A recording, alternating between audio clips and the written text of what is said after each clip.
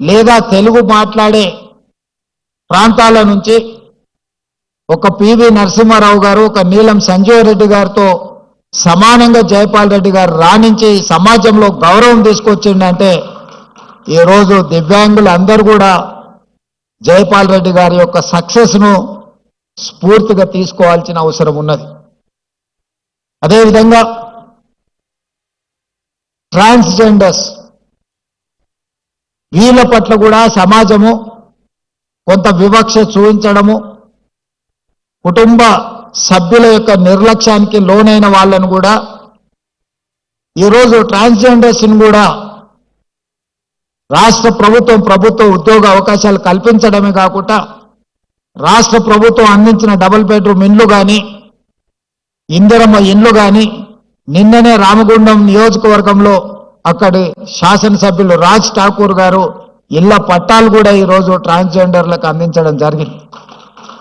వివిధ శాఖల్లో వాళ్లకు ఉద్యోగ ఉపాధి అవకాశాలు కల్పించి ఈరోజు వాళ్ళ అభ్యున్నతి కోసం కూడా నిన్నటి వరకు సమాజంలో వాళ్ళ పట్ల చూపించిన వివక్షను ఈరోజు హైదరాబాద్ పోలీస్ కమిషనరేట్ పరిధిలో కానీ మున్సిపల్ కమిషనరేట్ పరిధిలో కానీ వివిధ శాఖల్లో ఈరోజు ఉద్యోగ ఉపాధి అవకాశాలు వాళ్ళకు కల్పిస్తున్నాం.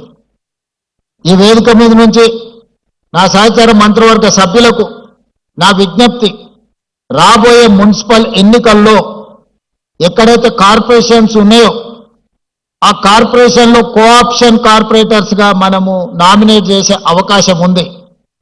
అందులో ప్రతి కార్పొరేషన్లో ఒక ట్రాన్స్జెండర్కి కార్పొరేటర్గా నామినేట్ చేస్తే వాళ్ళ ప్రాతినిధ్యం కూడా చట్టసభలలో అవకాశం ఉంటుంది. భవిష్యత్తులో వాళ్ళ సమస్యల గురించి మనం మాట్లాడడం కాదు, వాళ్ళ సమస్యల గురించి వాళ్ళే మాట్లాడే ఒక హక్కు వాళ్ళకు వస్తుంది. తప్పకుండా రేపటి మున్సిపల్ కార్పొరేషన్ ఎన్నికల్లో ఎక్కడికక్కడ కార్పొరేషన్లో కనీసం ఒక్కరినన్నా ఈ థర్డ్ జెండర్ వాళ్ళను మనం కార్పొరేటర్లుగా నామినేట్ చేసి అక్కడికి పంపిస్తే ఈరోజు మైనారిటీ కోటాలో మైనారిటీస్ని మనం కోఆప్షన్ తీసుకుంటున్నాం. వివిధ జిల్లా పరిషత్తుల్లో వివిధ మున్సిపాలిటీలలో మైనారిటీలు ఎన్నిక అవ్వడానికి అవకాశం తక్కువ ఉంటుంది కాబట్టి కోఆప్షన్ మెంబర్స్ కింద మనం వీటిల్లో నామినేట్ చేస్తున్నాం. అదే విధానాలలో ట్రాన్స్జెండర్స్ను కూడా మనము కోఆప్షన్ మెంబర్స్గా ఈ కార్పొరేషన్లో పంపిస్తే వాళ్ళు వాళ్ళ సమస్యల మీద మాట్లాడుకోవడమే కాకుండా మాకు కూడా ఈ సమాజంలో మేము భాగస్వాములము, ఈ సమాజంలో ఆడవాళ్లతో మగవాళ్లతో సమానంగా మాకు అవకాశాలు ఉన్నాయి. ఈ ప్రభుత్వం మమ్మల్ని కూడా మానవత్వంతో చూస్తుంది, మమ్మల్ని మనుషులుగా గుర్తిస్తుంది, ఈ ప్రభుత్వం మాకు అండగా నిలబడ్డదని వాళ్ళు కూడా భావించే అవకాశం ఉంటుంది. కాబట్టి రేపటి మున్సిపల్ ఎన్నికలలో వాళ్ళని కోఆప్షన్ మెంబర్లుగా మున్సిపల్ కార్పొరేషన్లలో మనము కోఆప్ట్ చేసుకుంటే బాగుంటుంది. ఇది నా ఆలోచన.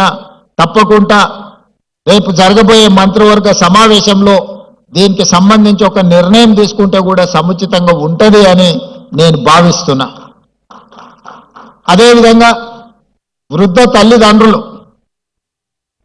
వాళ్ళ రెక్కల కష్టం, వాళ్ళ రక్తాన్ని చెమటగా మార్చి తమ పిల్లల్ని తాము తిన్నా తినకపోయినా రూపాయి కూడబెట్టి వాళ్ళకు ఆస్తులు కానీ విద్యలు కానీ అన్నిటిని అందిస్తే వాళ్ళు వయసు మీద పడ్డప్పుడు కొంతమంది ఆ తల్లిదండ్రులను నిర్లక్ష్యం చేస్తున్నారు. అందుకే ఈరోజు డే కేంద్రాలుగా వయసు మీద పడిన వాళ్లకు ఒక రిక్రియేషన్ ప్లేసు, అక్కడ అన్ని వసతులతో దేశంలోనే మొట్టమొదటిసారి వయసు మీద పడిన కుటుంబ సభ్యులకు ఈరోజు ప్రభుత్వమే కుటుంబంగా మారి వాళ్ళందరినీ ఒక దగ్గరికి తీసుకొచ్చి వాళ్ళందరినీ కూడా ప్రణామ్ పేరు మీద వాళ్ళందరినీ ఒక దగ్గరికి చేర్చి వాళ్ళకు అవసరమైన మానసిక ఉత్సాహాన్ని అందించడమే కాకుండా ఈ సమాజంలో ఈ సమాజం కోసము తమ కుటుంబ సభ్యుల కోసం సర్వం త్యాగం చేసిన తల్లిదండ్రులను ఆదుకోవాలని ఈరోజు ప్రణామ్ కార్యక్రమాన్ని కూడా మన ప్రభుత్వం తీసుకున్నది. మొన్న జరిగిన గ్రూప్ 1 గ్రూప్ 2 నియామక పత్రాలు అందించిన సందర్భంగా నేను ఒక మాట చెప్పిన.